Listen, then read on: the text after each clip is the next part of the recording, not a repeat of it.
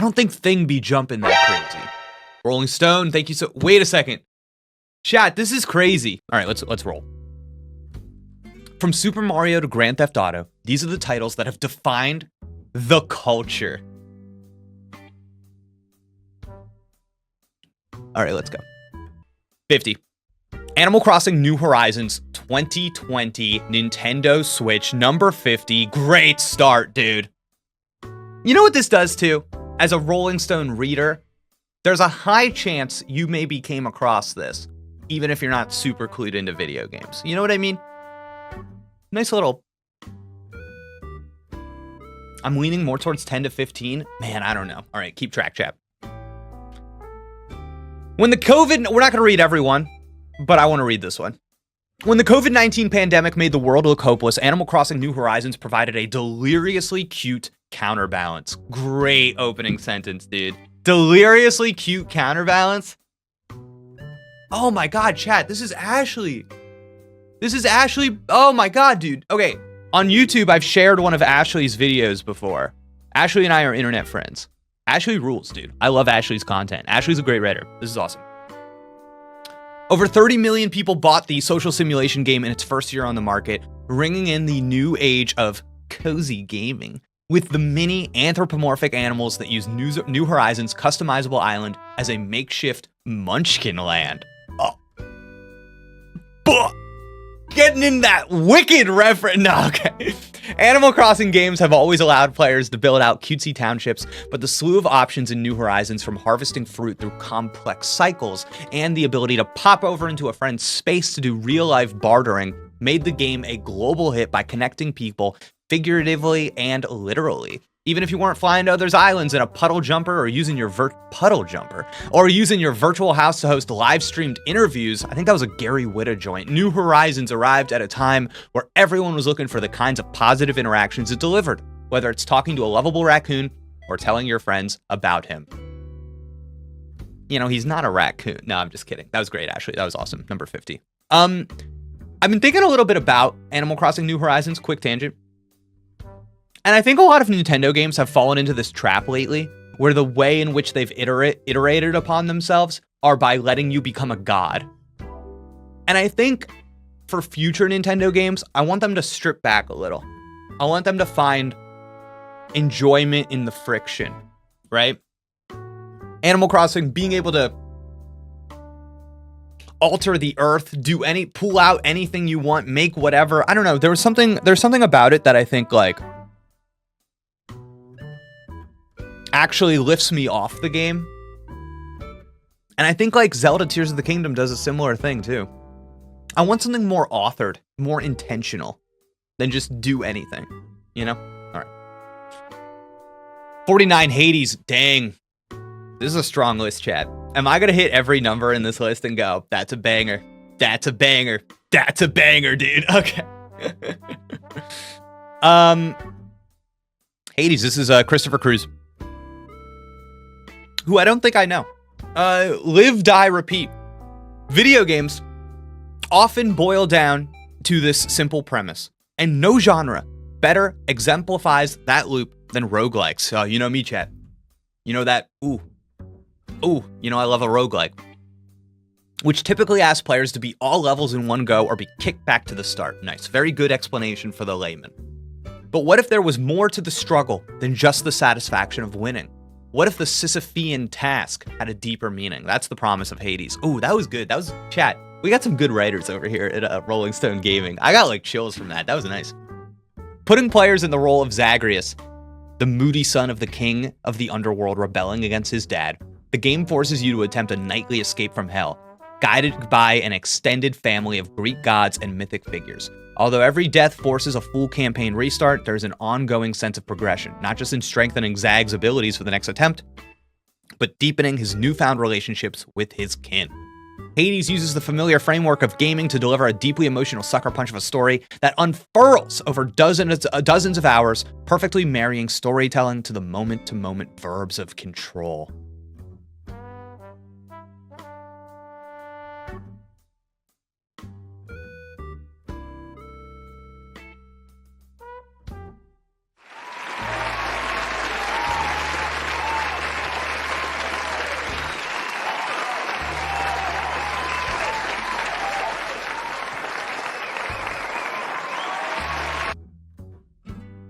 Excellent work. Okay, this is funny. 48, Castlevania Symphony in the Night. Not a big Castlevania hit. This is the only one I've ever beaten. This is the only Castlevania game that has actually, like, locked me in and been like, oh, I quite enjoy everything that's happening here. I've tried a bunch of other Castlevania games, I've always lifted off of them.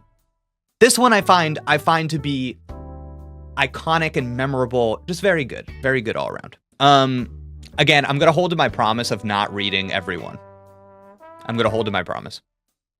Ooh, Legend of Zelda: Link to the Past. Okay, so first game on this list, I'm not as into. You know me, chat. You know me. These Zelda games.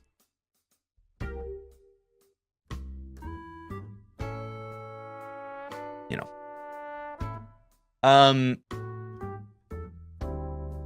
Man, it's so I'm a little. Oh, okay. So they start using the initials after they are introduced the first time. So this was an Ashley Barden, and this is what was Christopher Cruz? Christopher Cruz. Yeah. Okay. Nice. I gotta tell you, just seeing the words on a dark and stormy night starting this section makes me like Jake, just read it. You know what? Since I don't like this game, I want to read this one. On a dark and stormy night, a voice cries out in the darkness. A hero answers the call. It is here that the Legend of Zelda truly begins. I love that pitch. The Zelda that you are familiar with. This is where it really started. I love that pitch. Great idea. Although it's the third entry in the franchise, A Link to the Past is the game where Nintendo's adventure series found its footing, cementing the dungeon-crawling, item-grabbing formula that is associated with the franchise. Right, okay. Predicated on exploration and that always feels driven by clever self-discovery. Sarah! No, I'm just kidding. I think that is a legitimate typo. I think that's a legitimate typo. I think we discovered a legitimate typo here. Predicated on exploration that always feels driven by clever self-discovery, A Link to the Past asks players to solve an endless stream of riddles about its overworld, where to go and what to do. It is just obtuse enough to be satisfying without requiring a game guide. While later entries would be celebrated for breaking away from tradition, this game is the one that set it, both for its own series and hundreds of imitators. Boom! Let's go. Love to see it.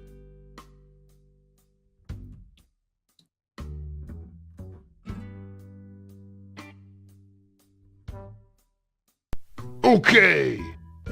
It's only right that League of Legends is on here. But it still shakes something in me. It's affecting me. It's affecting me.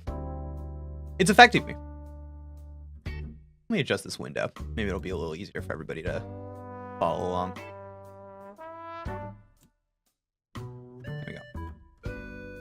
Yeah, that's nice. All right. Wow, good point, Aiden. 2009 is not what I would have guessed for League of Legends. That's kind of crazy, dude. That's kind of crazy. 2009? That is a long time. All right. Diego, a new contributor. I don't know Diego either. I need to know though, because okay. Really quick. In my Game of the Year list for 2024, I wrote a big piece about Marvel Rivals, right? And I think in this piece about Marvel Rivals, I really like this section of my Game of the Year list because I talk about how I compare reviewing reviewing as like a video game reviewer. Reviewing Marvel Rivals is like reviewing one game out of an entire season of NBA basketball. And to really review the game, you have to kind of capture the electricity of the conversation, of being a fan, of the crescendos, the ups, the downs. And I think so for that reason, I say all that just to say I'm really curious about how they attack a review of, or giving you a glimpse of what the greatness of League of Legends is. It doesn't matter how skillful you are at League of Legends, you are always one miscalculation away from losing. The multiplayer online battle arena has become an esports hit based on a simple premise. Pick a champion, get stronger, and strategize with your teammates to destroy the enemy base. Taking inspiration from Dota, which was originally a mod for Warcraft 3, the engrossing loop of League lies in its easy-to-learn, difficult-to-master nature. Yeah, cool. Which is heightened by an overwhelming selection of over 160 champions. I did not know that. That is crazy. Each with its unique abilities. The game's popularity has inspired several transmedia creations from... Oh, I didn't know that.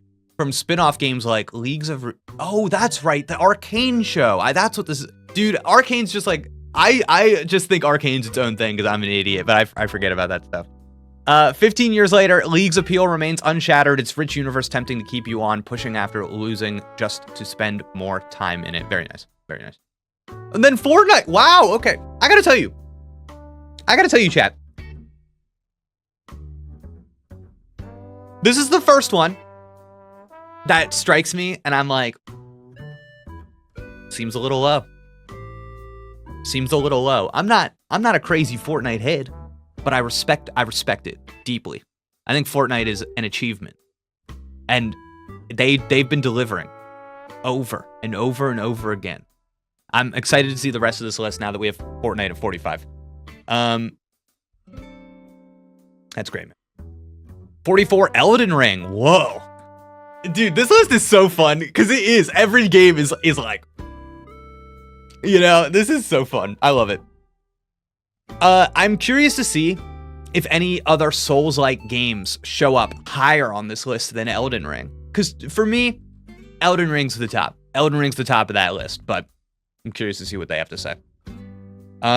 Cool. Celeste.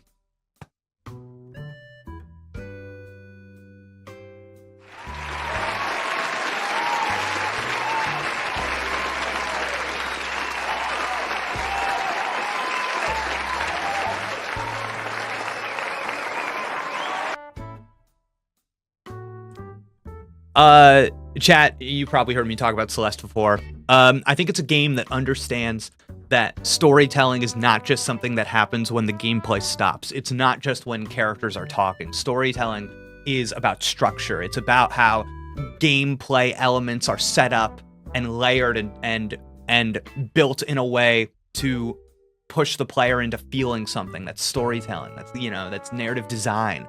And I think that what Celeste is about is the same thing that the game wants to inspire you to feel as you are playing it. One of the greatest games of all time, definitely, Celeste.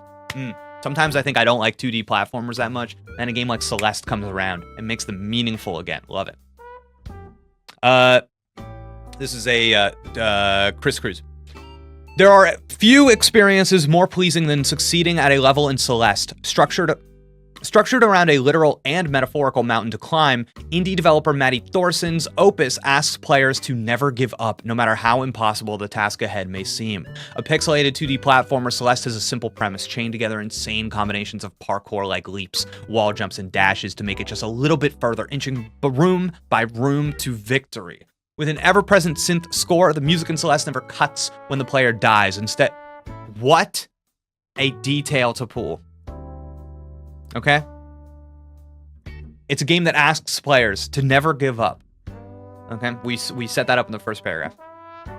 The music in Celeste never cuts when the player dies. Never give up, dude. Instead, continuing to drive forward through every attempt and restart, failures bleed together as players throw their bodies and minds at each problem, making small victories feel like personal breakthroughs. With a subtle narrative about overcoming self-doubt woven into each action, Celeste has depth to its decision-making and reflex training that makes it more than the sum of its parts. That's how you do it, baby. Oh, Arkham City. Okay, so my assumption is that we're not going to see another Batman Arkham game on this list. Everybody kind of fights about which ones they think the best ones are, right? Arkham Asylum, the structure of that game, how tight it is, really strong. I think a lot of older people, older gamers, like that classic Metroidvania thing, I think they tend to go for Arkham Asylum. Arkham City, very similar to Arkham Asylum. Everything gets a little bit bigger. The scope of the world, the combat expands. Not as authored every step of your journey. You feel like you've got a little bit more responsibility in your hands. Then, of course, Arkham Knight, I think the ultimate iteration of the game's combat. Then, now you're seeing the scope gets even bigger, and I think you see some of the ideas start to get away from them a little bit more. But if you're just there for the combat, best combat in the game, easily. So they've gone with Arkham City, the kind of middle bear in these Goldilocks 3 bear situation.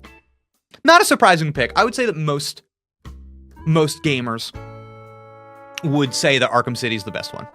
I gotta tell you guys, I think Arkham Knight is underrated. I understand why people don't like certain aspects of that game, but I love the combat, and I actually really like, not necessarily like the overall direction of the story, but I think it's got a lot of good story episodes in it that kept me engaged. I also really like they're just good games.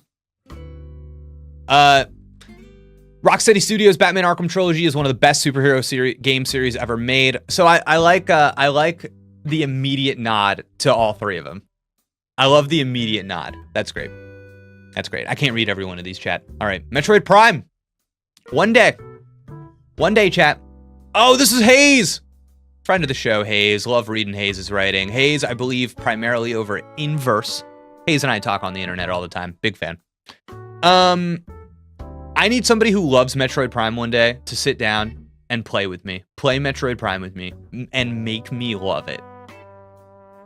I just feel like I'm missing something. Like, it's fine. Like, it's cool. It's cool.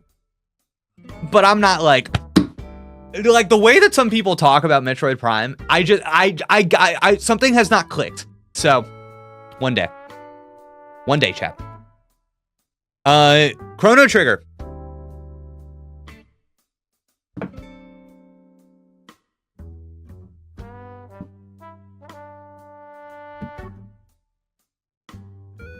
Oh, Lion's surprised it's only at 40. Yeah, I've tried to play this game a lot. I've tried to play it a lot in the past couple of years. I started up and I just bounce off. I don't know. Maybe I'm missing something. Maybe it's the wrong time and place. I think one day I'm going to come back to this game and I'm going to love it. It's just the time's not now. The time is not now.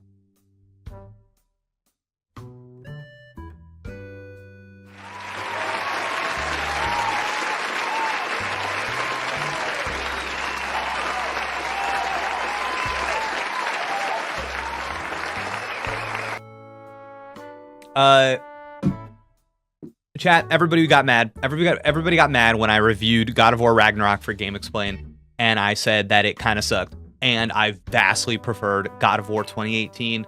Chat, you know me.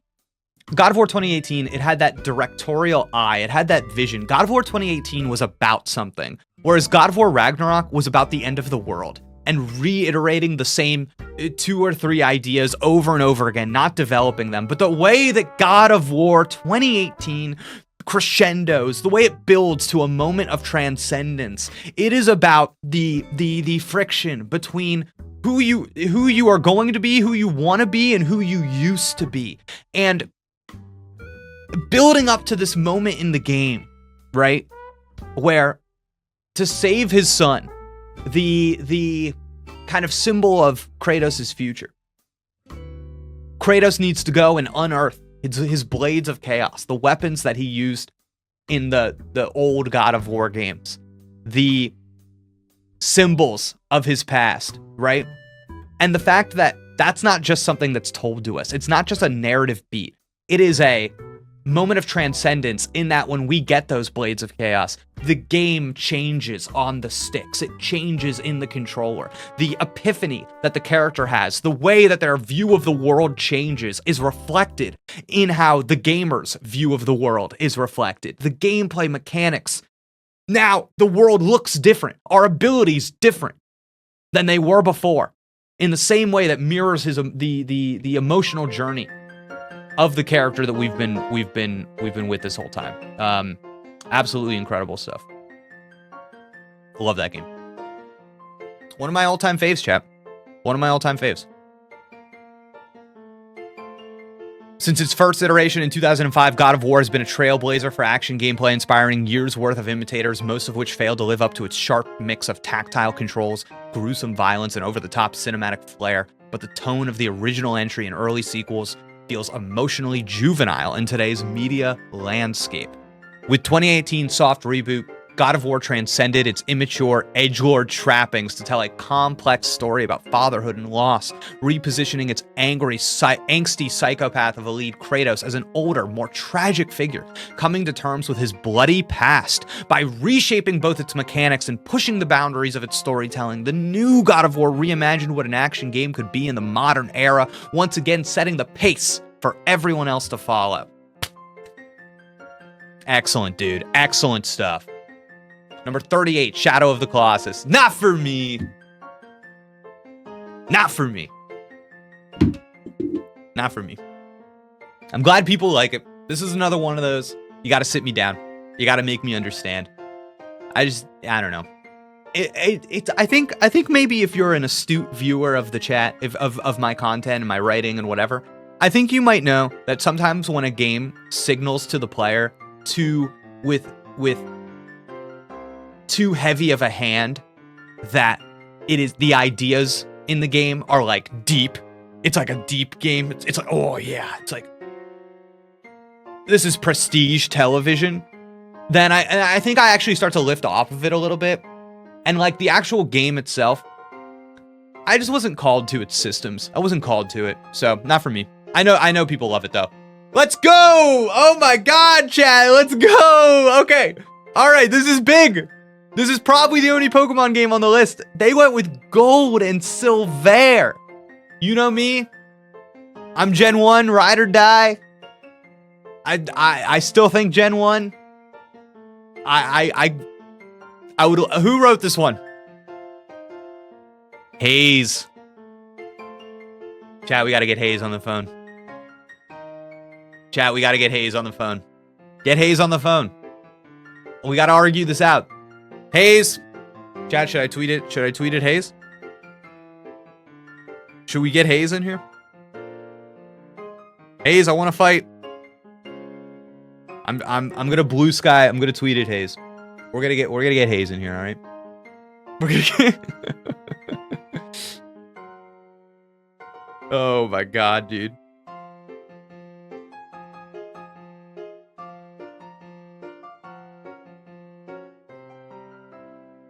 All right. We've sent a post. All right. Pokemon Gold and Silver. Let's see. While players who were in middle school when the first generation of Pokemon landed in the mid-90s are likely keen on Red and Blue. Stop it, Hayes. Stop it. Stop it. No. It's not Hayes like Hayes. It's Hayes like the name. All right. It was the direct sequels Pokemon Gold and Silver that sharpened the game's premise into the enthralling pocket-sized RPG fans still love today, adding 100 new catchable monsters on top of the original 151 and doubling the size of the in-game world. The second gen delivered everything the initial games did with greater depth and strategy. Wow, okay. Taking the feature list approach. I like it. With imaginative new character designs like the living tree. I love describing a Pokemon design as a character design. That rips, dude. I'm gonna do that from now on. Sudowoodo, or the adorably ugly canine Snubbull. Whoa. Hayes said I get to describe two Pokemon. Welcome, chicken flavored cheese. Thank you so much for following. Hayes said I get to talk about two Pokemon. I'm picking Sudowoodo and Snubbull, baby. And more Pokemon types extending beyond the basics like water, grass, and fire. Gold and Silver were entries made to play for those who had already mastered the first wave, as well as audiences just starting out. The new region of Johto sets the stage for a more bizarre and whimsical adventure than Red and Blue's. Whoa! More bizarre and whimsical.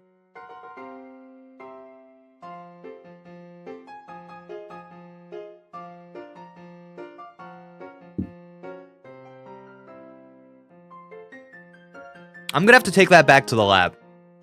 I'm gonna have to take that back to the lab, chat.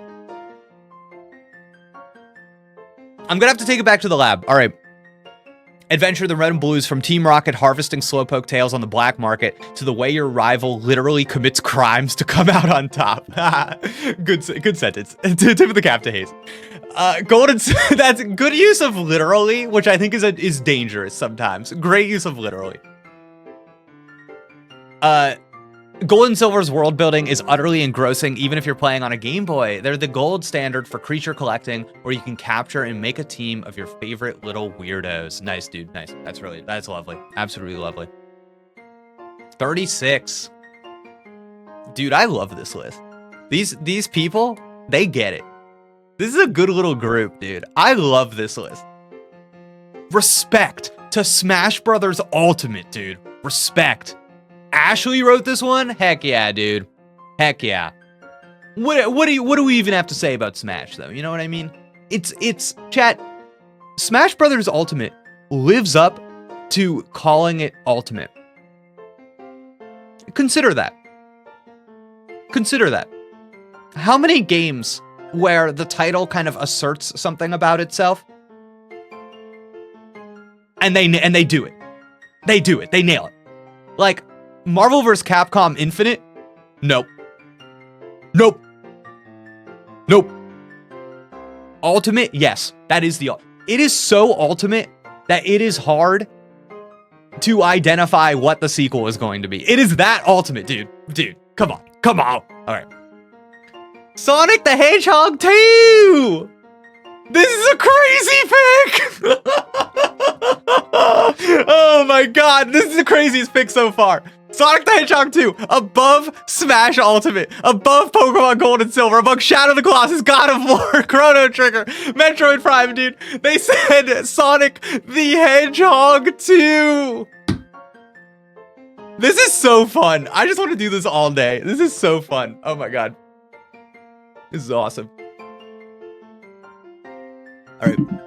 Outside of Mario himself, Sonic the Hedgehog is perhaps the most recognizable video game character of all time. Wow, what a claim. Even more than his first outing, it was Sonic the Hedgehog 2 that launched him into superstardom. While the original game introduced Sonic as an edgier, speedier counterpart to Nintendo's offerings, I'm going back to the Animal Crossing music. It's more my vibe. Yeah. Sorry, chat. I interrupted myself. Sonic 2 leaned harder into a unique mix of speed-based momentum and precision platforming that would become crucial to the character's identity, all wrapped up in a candy-coated art style that pops off the screen. While Mario wanted to ease players into things, Sonic wants you to perfect its movement systems, to endlessly replay levels, to eke out another second or two for that record. Dude, we gotta bring this back. We gotta bring this back. There needs to be a 3D Sonic game that does like the time trial leaderboard thing like Astrobot does. You know what I mean? I want that game.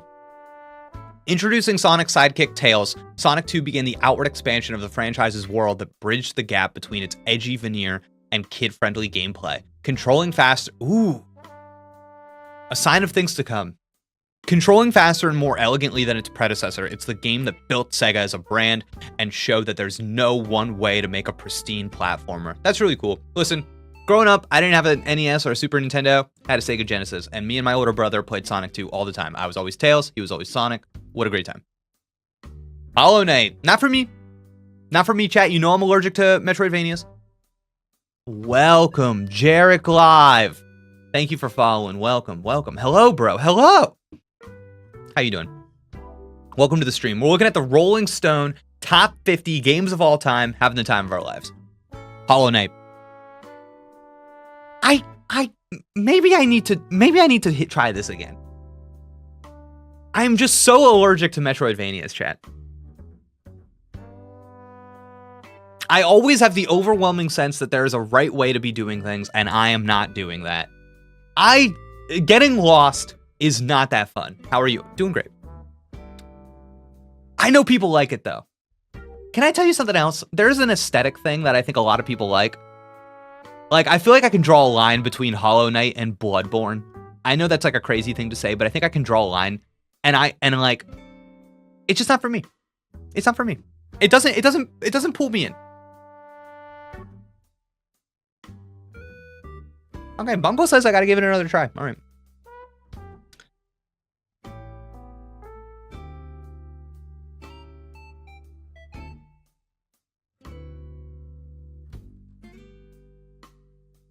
Future, ideals, truth.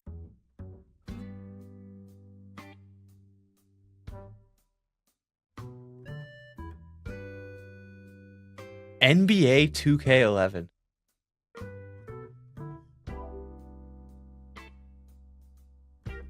I don't know what to say about this, chat. Obviously, we have to read this one because I don't understand. The NBA 2K franchise's popularity and ever-present cultural appeal. All right, I guess they're right. I guess okay. The thing that surprises me is not the choice of NBA 2K. It is specifically the choice of NBA 2K11. Maybe I'm not as up on the franchises thises and that's. But like, man, putting like NBA 2K11 above Smash Ultimate. You know what this is? It's because I'm gamer pilled. It's because I'm too capital G gamer. And if you're like a member of society, NBA 2K11 is simply a bigger deal than Super Smash Bros. Ultimate. I'm doing bad, bro. My live alerts ain't working. That's okay. What is on here that any of us need to be consuming? My stream? Absolutely not. I feel like they want to represent a whole series by picking one, even if that game alone isn't better than many on the series. Yeah, I get that. And I also think that, like, any NBA 2K game is not just that game. It's kind of like what I was talking about earlier. It's beyond that. You get access to the game by purchasing the new game every year, but like you are ostensibly participating in the same video game no matter which version you're. I don't know. I don't need to get into it. All right. Best in class gameplay. It's a game that real NBA players like the 76ers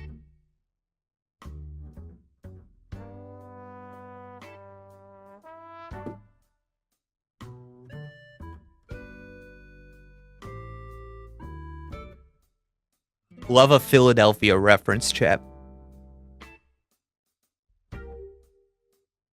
Love a Philadelphia reference. Paul George pick up when they're off the court, continually driving the competitive spirit, but remains accessible enough for everyone to enjoy whether or not they're good at basketball in real life. And while the series continues to be an annually released fixture of the industry, many fans consider the 2010 edition of the game to be its pinnacle. Wow. Arriving at a time before endless microtransactions watered down the experience. Dude. And featuring some of the strongest team mechanics and ball movement in the series, there is a reason this version adorned the image of Michael Jordan for multiple modes and box art. It is using the universal visage of the best basketball player of all time as a shorthand for the best basketball game ever. That's really cool. I kind of wish they had a Michael Jordan picture here, but I get it. That's just too good of a screenshot to pass up. Pac-Man, Ms. Pac-Man, my mistake. Yeah, got it. Listen, I love giving it to Ms. Pac-Man. I'm like too young, so I don't really know. I don't really know the cultural impact of the Pac family, as it were. But like, kind of like Tetris, I think you can just sit down, play Pac-Man for 2 seconds, and you get it. You get it. They convinced me 2K11 should be on the list, but not that it should be that high. I don't know. I kind of like it. I kind of like the placement. I think if it was me... No, I like this list so far, guys. I think it's nice. I think it's got flavor. It's got a voice. I like this list. Counter-Strike 31. Yeah, this is a 1999. This is another one of those games. Never got into it. Never, I don't know. It's just, I know it's part of the culture though. If anything,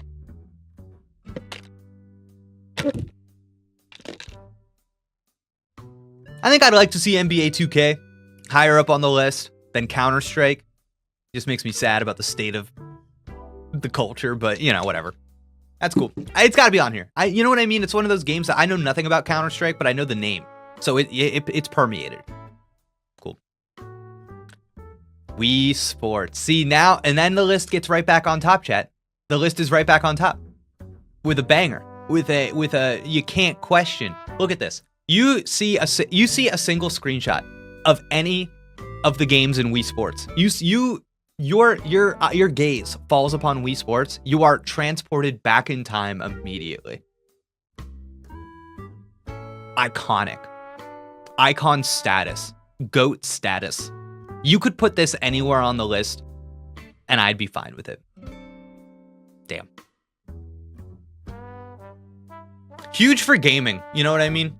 Huge for gaming as a whole. Chat, who wrote this one?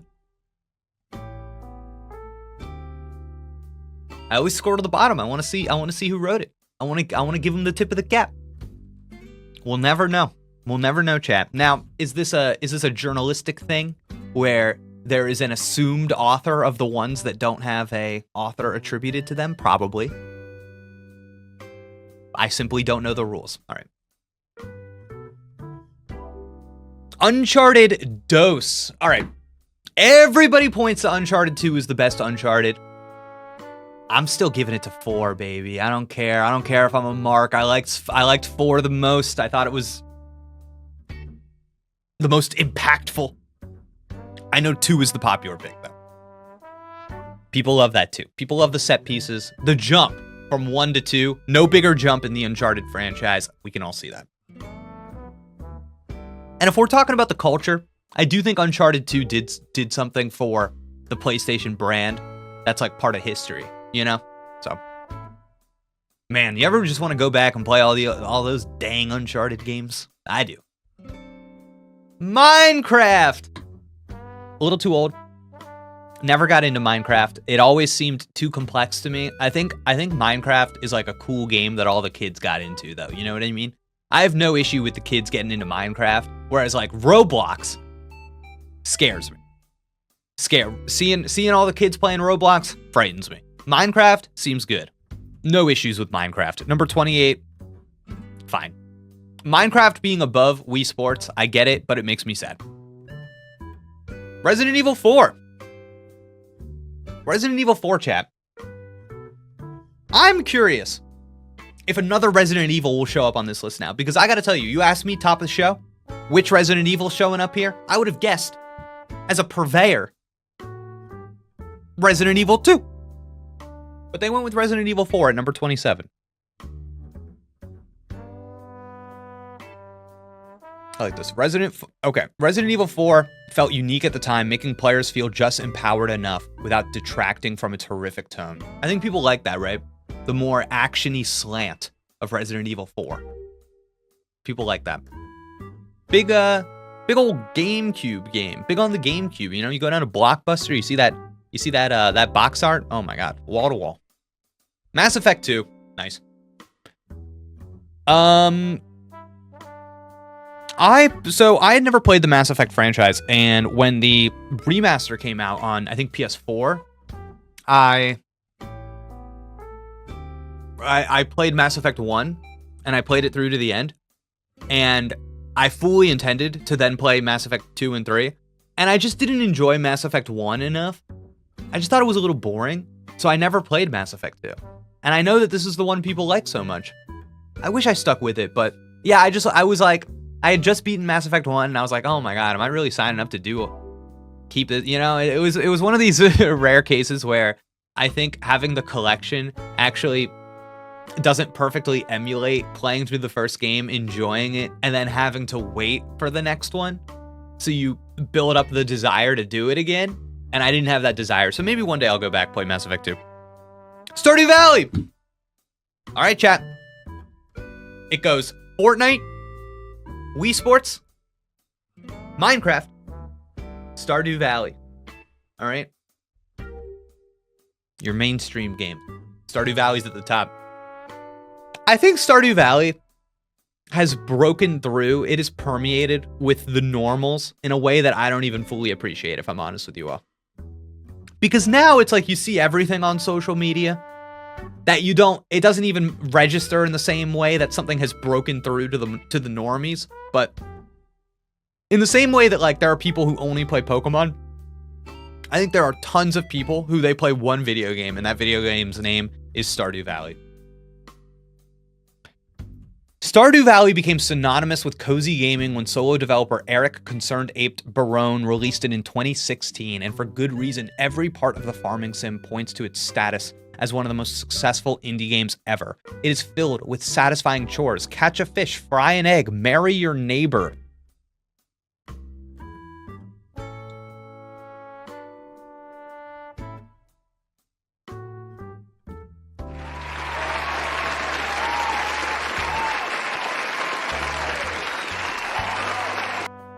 Good writing right there. Catch a fish, fry an egg, marry a neighbor. Good escalation of ideas. And you might think, oh, but catching a fish is more exciting than frying an egg. Not in a video game. In a video game, frying an egg is funnier and more specific and is more esoteric. It's more unique. It's more like, oh, well, you're doing that in a video. You're frying an egg. You're cooking it up. There's like a, you know, and then obviously marry your neighbor is like the funniest thing to somebody who doesn't. Yeah. That's good stuff. I really love that. That escalation of ideas. Really funny. And it's set in a bright 16-bit world as welcoming as a campfire. Its comforting quest lines imbue players with a lovely, never-ending sense of purpose. While many games are distinctly goal-oriented, Stardew Valley's combination of relaxing vibes and low-urgency tasks manages to turn the labor of farm work into something more therapeutic. It's a game of true escapism, making every urbanite's fantasy of going off the grid into an achievable reprieve. Ooh.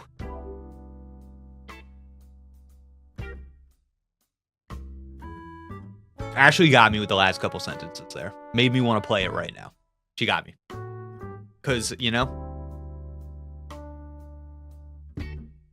that's the kind of escapism I could sign up for, baby. You know? Oh, man. The Sims! Dude, speaking of games that broke through, you know what I mean? Permeated the culture. Dude, exact same thing as Stardew Valley. There are people who don't play any video games that play The Sims. I like the choice of The Sims 2000, Sims 1. Because I think it's like, it's got the juice. You know, the future ones might be better like video games, but what's great about The Sims was there from the start, I think. Wow, this screenshot's kind of taking me back, if I'm being honest. It's taking me back, chat. It's transporting me. This little UI at the bottom, those bars, iconic in that Wii Sports way. Love it. Love it, dude. Tony Hawk Pro Skater. Time and place. Time and place. You know, every valuable, every iconic, memorable, special aspect of culture is that meeting, is time and place, dude. Tony Hawk Pro Skater. What a great example. What a great example. Yeah. Man, really fun. What was this on? 64 PlayStation Dreamcast? Wow. Dude, takes me back. That's great. I was waiting for the first Call of Duty. I think this is the right one. Call of Duty Modern Warfare. I think this is the right one. I think this was the chat. Some people in chat might know better than me. I think this was the peak of Call of Duty in like the zeitgeist, in like the culture, you know? And I think that's what this list is most concerned with. Like I have no interest in Call of Duty. I kind of hate war media as a thing that exists. I don't like war movies. I don't really like war games.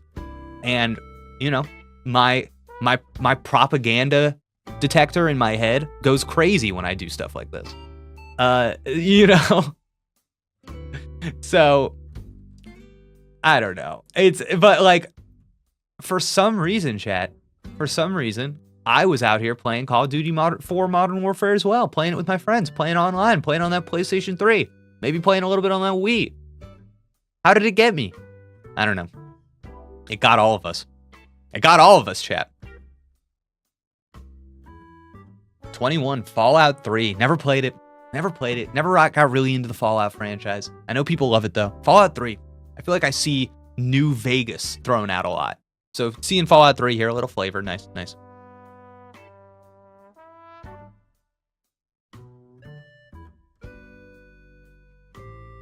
What do we think about this, chap?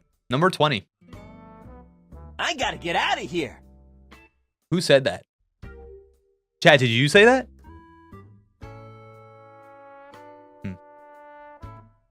I am so curious about this pick.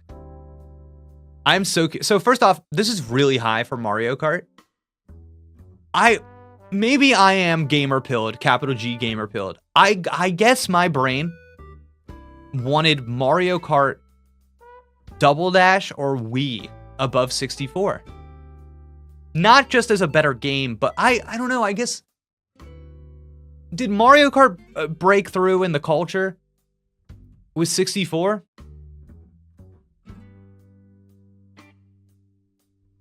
It probably did. I'm too young. All right. Man, this game came out I was a little baby when this came out. That's crazy, dude. All right. Mario Kart 64 is the game that ends friendships. When you hit a banana peel and see your this is Hayes. And see your cart spin out, only to be struck by a homing shell a second later. Through its many iterations across different generations of Nintendo's hardware, the series has become one of the most popular multiplayer games ever, whether it's played on the couch with friends or handheld via online play. The second game in Nintendo's racing franchise introduced 4-player competitions, there you go, and is one of the most infuriating party games in history. It set the standard for kart racers. Okay, I like that angle. And sprinkled in all of those essential ingredients that are now a given. A vast array of colorful characters, dynamic tracks that feel unique, and that melancholic whiplash of going from first to 5th place in the blink of an eye. Nice, dude. Mario Kart 64 is just as easy to pick up as it is to rage quit. But its siren song always calls you back. There's no greater badge of honor for games of its ilk. That's hysterical, dude. Oh my god, it's Siren Song. That's anytime any writer invokes Siren Song, I am in, dude. It's funny, right? A year after Mario Kart 64 launches, you'll see the launch of Diddy Kong Racing. What would have been, chat?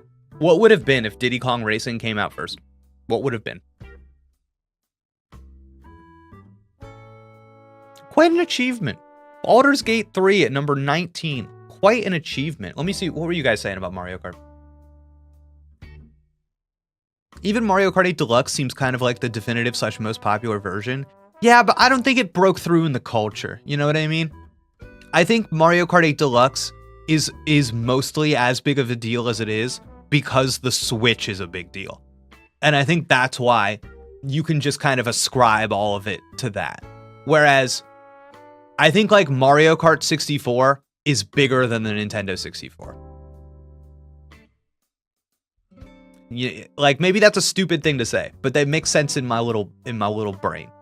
So, I feel like Mario Kart Wii would be a better pick. I remember it being everywhere. And now I think like it's kind of the same argument, right? Was that just because of the Wii? Probably. It was the Mario Kart on the Wii. I think so. The more I think about it, the more I like the Mario Kart 64 pick.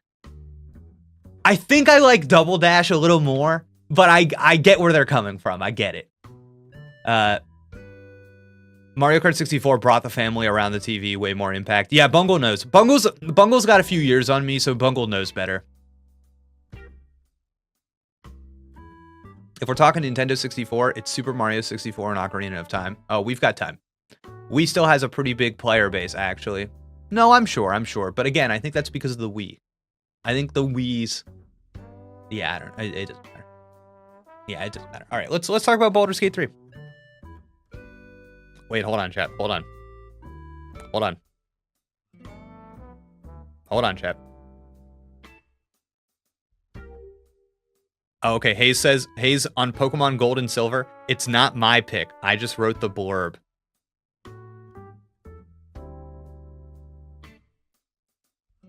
Wait, and then I've got friend Isaiah scroll through the list, putting the order of something. No, I don't want any spoilers. All right. No spoilers. Can't read any more posts at me. All right, let's talk about Baldur's Gate 3. Who wrote this one? Ashley. Me and Ashley are very aligned, I think. I'm just getting a lot of good vibes from this. Baldur's Gate 3 is easily the most intricate adaptation of a tabletop RPG in existence, like a delectably naughty campaign of Dungeons & Dragons 5th edition, on which the 2023 game is based. Baldur's Gate 3 is an intoxicating blend of conjuring and combat, best friends and backstabbers, and in a bold move for both dungeon and... All right, chat, I need a check on this. Is it Dungeons and Dragons or Dungeon and Dragons? I don't know.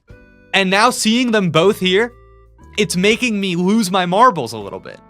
Because I don't know. I genuinely am like, wait, Dungeons and Dragons? Dungeon and Dragons? Dungeons and Dragons? Dungeons and Dragons? Dungeons. Is there any case in which you would use Dungeon and Dragons? I don't know. Are you watching twitch.tv/Jake Knows It and you find yourself in the need of a copy editor for your gaming, entertainment, or cultural work? I hold a master's in fine arts degree from the New School in New York City. I've been tutored under amazing authors and screenwriters. My fiction novel forthcoming. Send me an email. Okay. Oh man, we're just having fun, chat. All right. Baldur's Gate 3 includes love and sex across genders and species. And then give some species. You love to see it. Chat, something I've been seeing people do is that they've been putting the period inside the parentheses and then just ending it there and saying, wait, are you actually writing a novel? Yes. I get mad. I want this every time. You put that period outside that parentheses. Every time. Yes, thank you. It's more, these are the things I think about. It's more than 100 hours of pure fantasy improved only by the fact that testing out all of Baldur's Gate 3's starting classes and exploring every available romantic partner. Oh, the M-dash. Okay, chat, now let me tell you something else, since we're talking about it. Spaces, before and after your long dash here, your M-dash, I don't like doing the spaces. I like having the letters connect, that interruption there. I never put the spaces there, but everyone disagrees with me, and they like the spaces. They love the spaces. You gotta space it up? No, I don't like the spaces. Never like the space. I connect them? Yeah, you gotta connect them. Let's see what else you guys saying. How am I just hearing about this? Can't wait to read it. Oh, thank you. Can we ask what genre the book is? No. Okay, so say a sexy octopus-headed mind flayer or a shape-shifting bear can lead players to one of 17,000 permutations of the game's ending. Because it offers seemingly infinite choices, Baldur's Gate 3 has often been referred to as the game to ruin all other games. A player's smoldering bard character, for example, faces diverging options on what to do with their time. Rip an enemy's limbs off, give him the silent treatment, or disparage him for having a twat soul. Nice. We'll know in time. That's true. Madden NFL 2004, dude. They're doing it. They're hitting the culture, dude. The normie games, they're in. NFL 2004, dude. That's fun. I don't need a. I know where they're coming from. It's kind of funny that they're like Madden, bigger impact than NBA. I like it. I think they're right. In the the games breaking through into the culture space, right? I feel like Madden's been around longer. Nah, maybe that's just my headcanon. Diablo 2. Picked up that Diablo 2 remaster a while back. Didn't get it. Aesthetically, these kinds of games, they do nothing for me. But I really love, and I know I'm going to lose gamer points for this opinion, Diablo 3 was a little bit more cartoony, a little stupid, a little arcadey, a little goofier, and it sang for me. I loved playing through Diablo 3. And then went back, tried to play Diablo 2. It was so like stodgy. It was so like technical. I was doing work. I wasn't playing a video game. Diablo 4 comes out. I don't get why people like that game so much. Diablo 3 was the peak. It was the peak. I don't care. Take my gamer points. Take as many as you want. Take as many as you want, chat. Take as many as you want.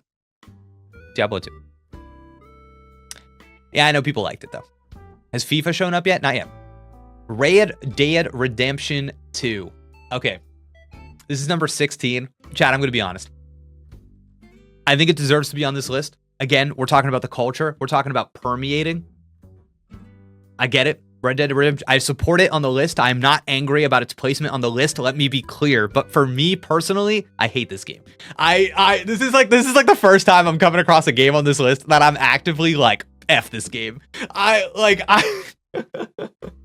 This is like the epitome of, this game is so snooty. This game is so snooty. It just cares about things that I personally don't care about.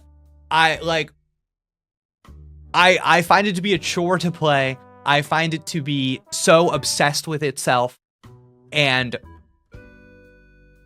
no matter how boring it is, it's like, but look at the fidelity. Look at how we're emulating real life right. No, I just, bleh. No, I don't like it. There's no sense of,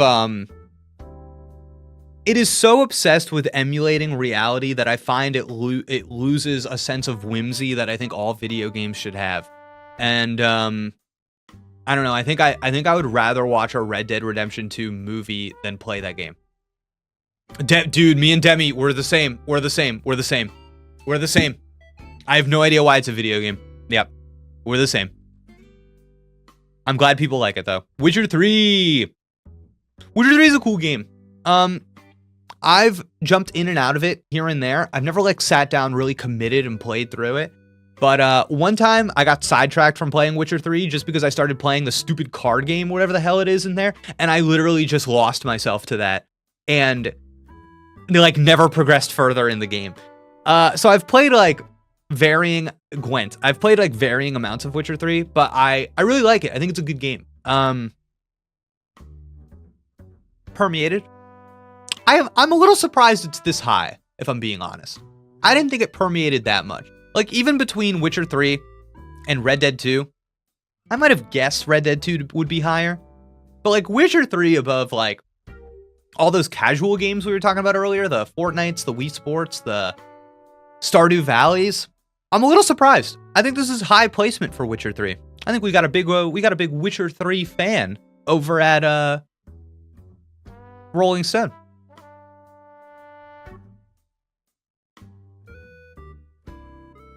Yeah.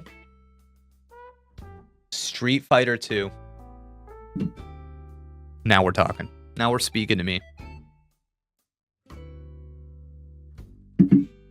I think we are still feeling the effects of Street Fighter 2 in our culture in ways that we don't even understand. Influencing of, like, music artists. I don't know. I think Street Fighter 2 has a long shadow. Even if it's not the best Street Fighter game by a mile.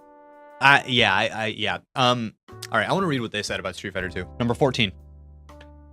Capcom's Street Fighter 2 obviously is not the first fighting game, but it kind of feels like it is. Wow. Good use of the voiciness that they're using here. That's really nice. It's obviously it's not the first fighting game. It has 2 in the title. But it kind of feels like it is. I love that. Isn't this the one that they keep remaking like crazy? Yeah. Building off the foundation of arcade beat-em-ups and remedial 1v1 combat games. Damn. It popularized the hallmarks of the genre that remain standard. High and low hits, combos, and special character moves all were cemented here, as well as a core cast of international fighters who each fit an individual player's style. That's nice. Honestly, who did this one? Chris Cruz. They gotta get this man to write some blurbs for video games, because that was nice. That was nice. I see that on the back of a box. I'm buying. $70. Gone. Gone. While it was a hit on home consoles, it was in arcades where Street Fighter II birthed the fighting game community, creating an international competitive scene that would be the progenitor, oh my god, to the world of esports. Put me in reading prison for that one. While other fighting games have more salacious gore or sex appeal, damn. Just say Mortal Kombat. Wow. And many became, that's so funny, dude. Many became more complicated with dazzling 3D visuals and omnidirectional movement. The beauty of Street Fighter is its simplicity. 2 fighters, 1 plane, and a handful of easily executed yet flashy attacks. Although the earliest versions of the game are slower than later updates, the soul is very much intact. Cool. Doom. I never got it. I'm too young. Never got it. I'm glad people like it though. But again, on the list, listen, what we're doing here is that we're reading the list and I'm giving you some of my own personal taste in these things are not connected.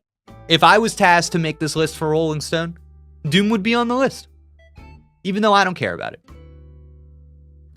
I just don't want anybody to think I'm being too hard on them. I'm genuinely loving this list. Okay? All right.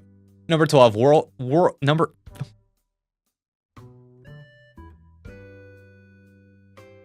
Future, ideals, truth. Number 12, World of Warcraft. I wish I played World of Warcraft. I wish I got it. But I don't. I've always wanted to be one of those guys that gets it, that is like, I'm an MMO guy. I'm doing my weeklies. I have a clan. Hey, you want to do the raid?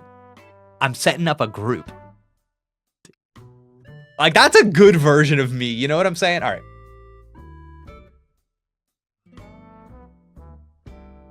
I don't need to read about World of Warcraft. Let's move on. All right, Halo Combat Evolved. Halo, number 11. You gotta give it to Halo. Dang, I gotta say, a bit of a knife in the back to ye old Master Chief for not making the top 10, for being just shy of the top 10. Master Chief, one of the most iconic video game characters of all time, permeates. I'm not an Xbox guy, never was. So Halo doesn't have that personal resonance for me, but I respect the Chief. Here's what I will say about the Chief though. I know. See, people are popping off right there. They're popping off for the Chief, but let me say this. Let me say this. I think Master Chief's stock is plummeting. I think Halo's brand power is in the worst place it's been ever. This guy is holding on for relevance and losing it fast. I don't know what they have to do to save this man. I don't know what they have to do. But it's gotta be a big, bold swing. Because I hate to say it, I think a lot of people, capital G gamers in the space, they're like, Halo is a big deal, and they just kind of accept that by default. But I think that they're missing, man. I don't know. Do the kids care about that man? Do the kids care about him? Do they care? I don't think so. I don't know if anybody cares about him, honestly. I think it might be done. A relic of the past. A Spyro the Dragon, if you will. I don't know. All right. But come on. For shooters on the controller, for the LAN party, for the multiplayer, the co-op chat. No. Come on. Gotta give it to him. Super Metroid. I'm mad. Chat. Okay, remember before how I said I wasn't criticizing the list? Now I'm criticizing the list. I'm mad. Chat, I'm mad. Jake is getting upset. I'm mad. You have to decide if this is the gamer list or the culture list. What the hell is this? What the hell is this? No one knows what this is.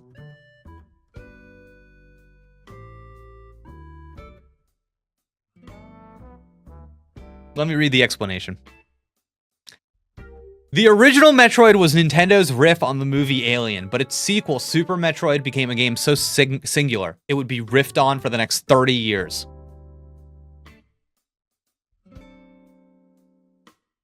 Okay, you know what? Maybe I have to accept that this man simply knows more than me. Maybe this man's sense of video game citizenship is simply more defined than mine. Maybe I have to take a step back and look in the mirror.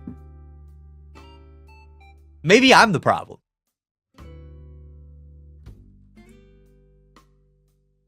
Dangerously close to asking Sarah what Metroid is. No, I'm not doing it. All right. The definitive 2D exploration game, Super Metroid puts players in the role of intergalactic bounty hunter Samus Aran, who must trudge the danger. I'm so sorry, I'm interrupting myself.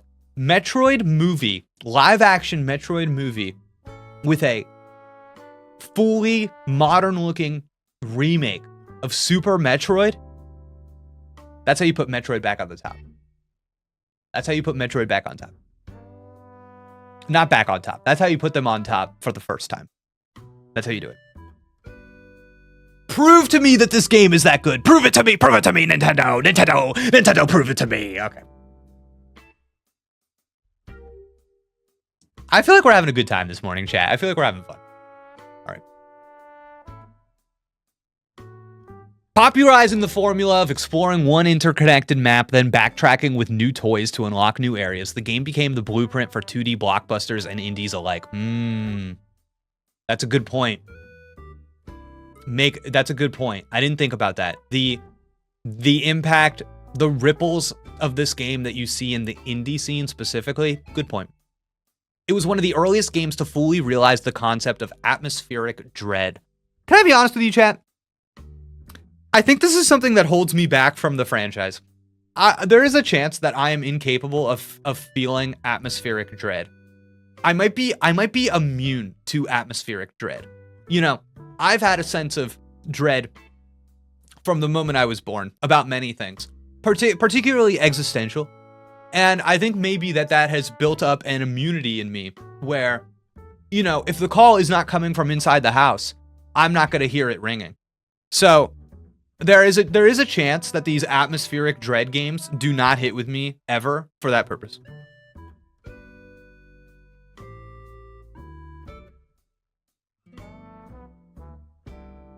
Just had to take a second there for what I said to impact me. All right. With its haunting synthetic soundtrack humming in and out, sometimes leaving players alone in silence with only the pulsing of crawling enemies and the bleeps of machinery to fill the void. Games of every genre owe a debt to the fundamentals Super Metroid built, and although many have followed in its footsteps, the template it set remains perfect. All right. I gotta give it to him. Again, I'm defaulting. I'm saying, listen, maybe your sense of video game citizenship is simply superior to mine. Did you ever play Call of Duty Black Ops Zombies? Yes. That game was the first game where I experienced atmospheric dread. I like the idea. That's not why it hit for me, but I like the idea. All right. What's this going to be? Chat, identify the next game on the list by this peak of the screenshot. What do you think? What do you think, chat? Skyrim. Oh, great. No, it's Skyrim. No, nailed it. Nailed it in one. It's Skyrim. Yep. Nice. Dude, that's great. That's awesome. All right. Good job. That was a fun game. Okay. Skyrim. I didn't play Skyrim until it came out with the Nintendo Switch that I think it was that November of the launch year for the Switch, right? And I was like, oh, this is fun because I think I just never want, I think that game being handheld made it appealing to me in a way that it never had been before. And I was surprised at how well it held up, especially since in a post Breath of the Wild world, it was a different kind of open world. Man, I kind of want to go back to it, honestly. I think the thing that made it fun to me is that though it's kind of like rudimentary now, the combat systems were goofy in like the right ways. And I remember I started that game up and I was like, wow, I can just choose to be a magic guy. And the more I use my magic, the more I level up my magic abilities. That's awesome. So I had like fire in one hand, ice in the other. And I just played the whole game just going around going fire, ice. And that realization of what I wanted to do in the game and the game supporting what I wanted to do, I was like, damn, that's powerful. That was nice. That was nice. Cool. Jake, I still need to play Dragon's Dogma, both the first and now the second game. Dang, dude. I gotta say, maybe just skip to 2. Maybe just skip right to 2. You know, you turn on Dragon's Dogma 2, title screen, doesn't even say 2. It just says Dragon's Dogma. You're good. Jump. Go in. You're good. Don't even worry about it. Just play 2. Loved playing this game until a glitch made a certain questline incompletable, and I got so salty and I quit the game. I feel like Skyrim is more recognizable than Elder Scrolls. I don't really know what that means. They're pretty much the... Aren't we just talking about the same thing? As a game, it's still fun, but as a long-time Elder Scrolls fan, Skyrim story disappoint. Oh, okay. I hate Bethesda, but this game will always have me crawling back. Like the branding. Oh, okay. Yeah, sure. Yeah, I think so too. Skyrim means something to people. I don't know if Elder Scrolls does. Oh, wait. I love this. Skyrim is one of the few games that live up to the premise that no 2 playthroughs will ever be the same. That's big, chat. That's big. Because, you know, a lot of games say that. They don't deliver, though. They don't deliver. You can learn magic in the College of Winterhold, or get tangled in the underground schemes of the Thieves Guild. Dude, even saying those things, if you played Skyrim, it's like the memories. The memories come back, dude.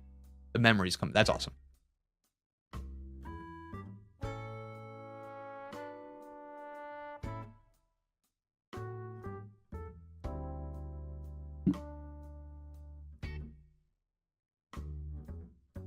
Can we be honest for a second?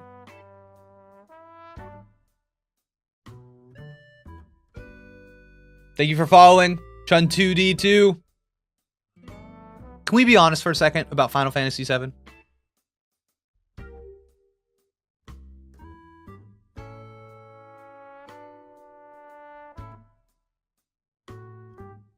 I don't know if I can be honest. I'm scared. I don't know if I can be honest.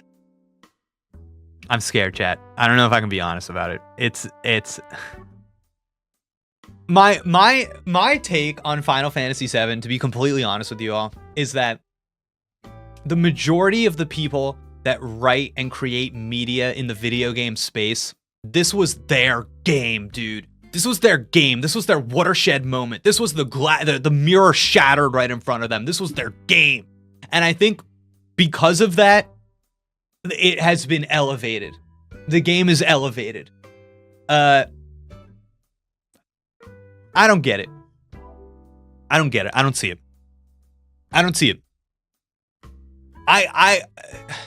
Again, video game citizenship. Who wrote this one? Ashley wrote this one. I don't even really see the influence. And maybe I'm not there. Maybe I'm just not there. You know what I mean? Damn.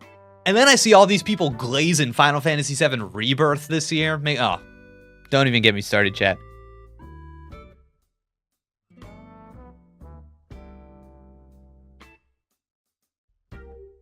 I just don't think it does any of the things that people say it does as well as people say that it does it.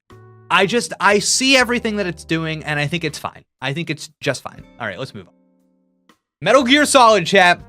2025 is going to be the year that I play some Metal Gear Solid games. I've never touched them. No, that's not true. I played 5. Pretty much had no idea what was going on, other than I just really liked the mechanics. I loved sneaking into a base, taking everybody down, doing the whole thing. I loved it. I would love to go back. I want to experience this franchise. I don't know where to start. I got to figure it out.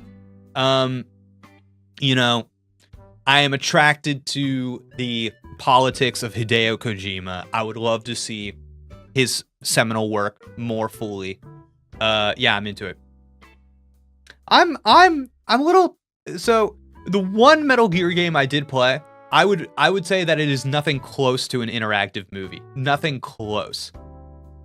Jake, right now, try and predict number 1.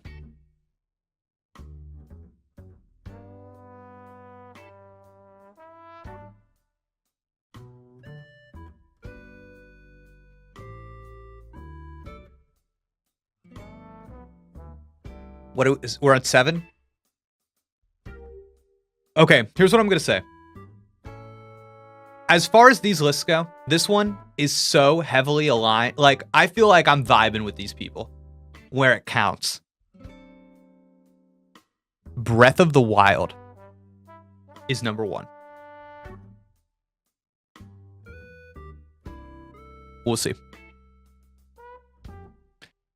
Everybody has a different favorite in the series, but the 1998 release of Metal Gear Solid set the blueprint for what the franchise grew to become in later years. Prescient. Is that how you say that word? There is somebody I follow online who says this word a lot, and every time they say it, they say prescient, and I think in my head, that can't be right. Prescient? I don't know.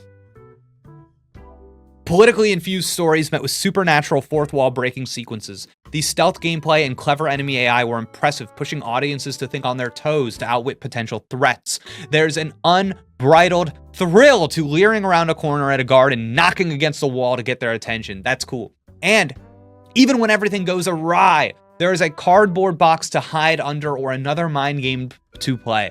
But beyond the cat and mouse bits, there was a deeper soul to everything in the game.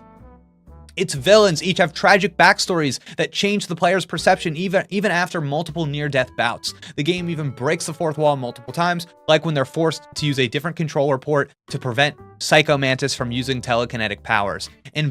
That's so cool. Inventive moments like this, that's so cool. That's so cool. Hats off.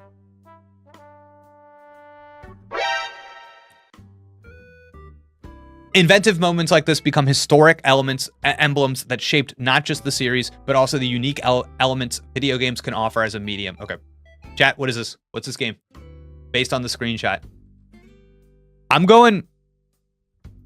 Man, my heart wants to say, like, Ocarina of Time, but maybe that's stupid. Is this Resident Evil 2? Oh, GTA?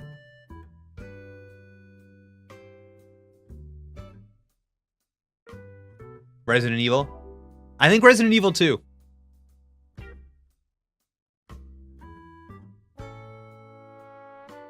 Did not see this coming. All right. I never played any of the Half-Life games, and frankly, I know literally nothing about them. So I know they're a big deal, though. Half-Life 3, I know everybody says that. But yeah, I could not tell you who is this lady? No idea. Who is this this rusty gentleman? No idea. Absolutely no idea. Tell me tell you a single thing about it? No, I got nothing. I know the people love it, though. All right. The Last of Us. Cool. I agree with this pick. As a video game, I am an admirer of 2, I think. And I don't want to get into the discourse. Do not start the discourse in my chat. Last of Us top 5. That's pretty serious. I do think that this deserves it, right? Because I think about games that shaped the video game landscape. What people wanted or expected from a video game. What was thought of as possible in a video game. I think that, like, The Last of Us kind of charted the direction that the ship of all video games were going in. Yeah. Big game. Big game. Bigger impact on gaming than... You would almost think that the ideas in the game are bigger than they are based on the impact the game had. Yeah, huge. It is bar none the single most cinematic game ever made. That's interesting. I almost feel like... I don't think I agree with that. I think God of War 2018 actually surpassed it in that regard, but maybe I'm wrong. Maybe I gotta go back. It's been a long time. Oh. Look who it is. I gotta get out of here. Let's go. Super Mario World. Yeah, this is the one you always hear about, right? I'm not really a big 2D Mario head. But yeah, people love this one. This is the one that always gets the love. People love this game. There are many Mario games. There are many Mario games. Who wrote this? Hayes, nice. There are many Mario games. There are many Mario games. As a character in a franchise, Nintendo's mascot has been on the forefront of just about every innovative leap in gaming. But Super Mario World is the perfect sweet spot. Its tight controls and inventive level design, like Chocolate Island 2. Slipping in Chocolate Island 2, which has alternate pathways based on performance, are the gold standard that others have been chasing for decades. Super Mario World is a perfectly paced game, constantly introduces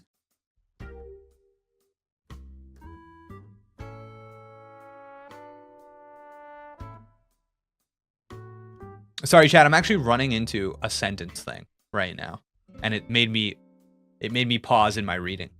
Super Mario World is a perfectly paced game, constantly introduces experimental new elements that build on the core mechanics, like how Yoshi can eat enemies and items to create a throwable egg or give Mario an extra long jump. Super Mario World is a perfectly paced game, constantly introduce. Yeah, that I think that sentence is a little broken, actually. It teaches players its physical language, then invites them to best it over and over, not just through the clear path forward, but in the hidden avenues that always lurk in plain sight. Even an expert going into Super Mario World will leave consistently surprised by what awaits around every corner. Nice. There it is, Grand Theft Auto 5, the top 3, chat. GTA 5, here we go, baby, here we go, GTA 5. I don't like Rockstar games, so, you know, whatever. Just never worked for me, chat. I never have that moment of transcendence. It's just, they feel bad in the hand, and not in a way that feels purposeful. And their particular, the things that those games are interested in are just not interesting to me, so. I get it, though. I get it. It's bigger than a game. All right, let's see. What's it gonna be, chat? Tetris.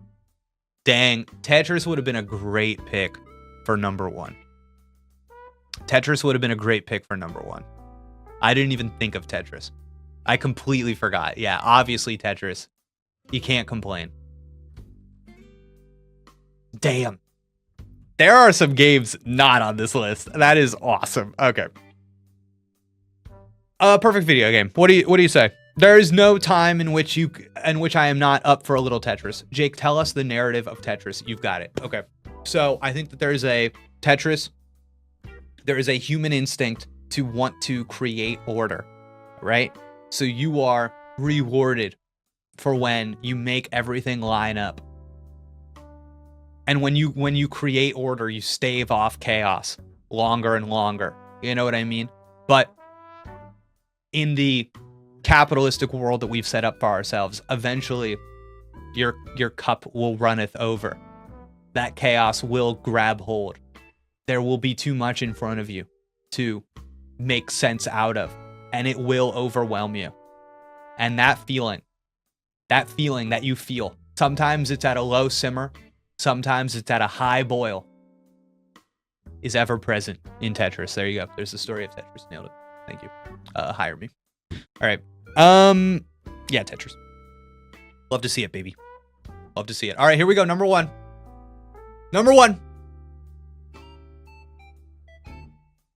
Number 1. Oh, God. Oh, chat. Okay, let's go.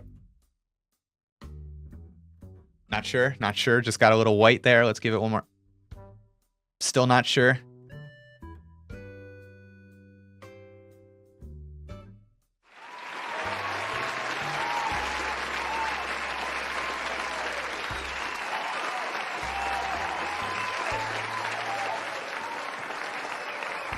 What did I say? What did I say?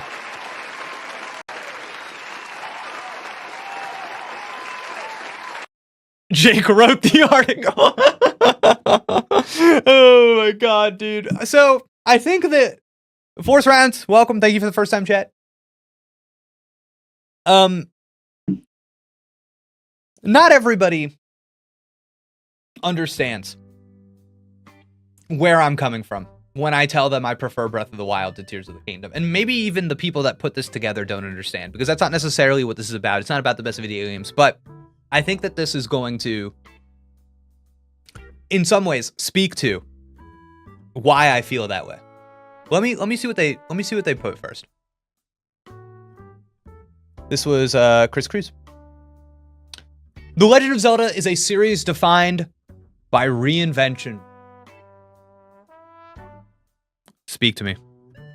With some exceptions, each game literally stars a different hero named Link in a different era or timeline from the past, trapped in a perpetual loop in the fight between good and evil. Each game presents new innovations, new mechanics, and worlds to explore down to their art style and tone. But Breath of the Wild was revolutionary. It took the very simple premise of the original, a hero dropped cold into an unfathomably huge world, and ran with it to the furthest extent. Other open world games let you feel like you're exploring, but Breath of the Wild makes every action a personal puzzle to solve. Leaving behind the endless fetch quests, checklists, and markers of the genre, it is a free-form game of discovery, where its colorful environments and subdued orchestral score lead players along by hinting at their curiosities. And while most games present players with a goal and maybe a handful of solutions, Breath of the Wild offers a world whose physics and rules were meant to be bent or broken. But beyond ways to play, the game's greatest achievement is building a place players want to be. More than anything else, Breath of the Wild is a vibe where you can spend your hours just doing whatever it is you want to do. Saving the day can wait. Frick! Let this man write the back of your boxes right now. Woo! He's so good at the cell. So good. I would not nearly be as good at the cell. The cell is strong, dude. I don't think Tears recaptured the same kind of picking up a game for the first time as a kid feeling, but I do think it improved on every aspect of Breath. Yeah, I just disagree. I'm glad people feel that way. I'm sincerely glad that people feel that way, but to me, the beauty of Breath of the Wild is what is being described here. It's that you're plopped into a world and you are tugged. There's a little string tugging at your curiosities, pulling you along. And I think that Tears of the Kingdom is actually not, because it goes so much bigger and more boisterous and more fantastic in what you can do. I think it actually loses a little bit of that subtle tugging, that boots on the ground, being compelled to go to that little thing right there. This little thing. This little moment right here. And I think a lot of the stuff in Breath of the Wild kind of speaks to that little moment right here. That little moment that we're experiencing in this time and place. Even time removed, finding a memory and stepping into that moment, stepping into that memory that's in the same place in a different time. It speaks to the same thing. It speaks to your curiosities of not the thing that you're discovering there, but the memories you have tied to that place. It's that, yeah. I think that game is awesome. God dang. It's tough. I talk about this a lot, I think, and every time it comes up, I have people online that push against me, and they're like, but Jake, Tears of the Kingdom is Breath of the Wild, but more, so surely it's better. And it's just hard for me to get on board with that. I don't know. And I'm not trying to say one's a better game. I don't really care. I'm just trying to say that Breath of the Wild spoke to me in a way that Tears of the Kingdom did not, and now I'm trying to interrogate that and try to explain for other people why that is the case. I have no agenda about this,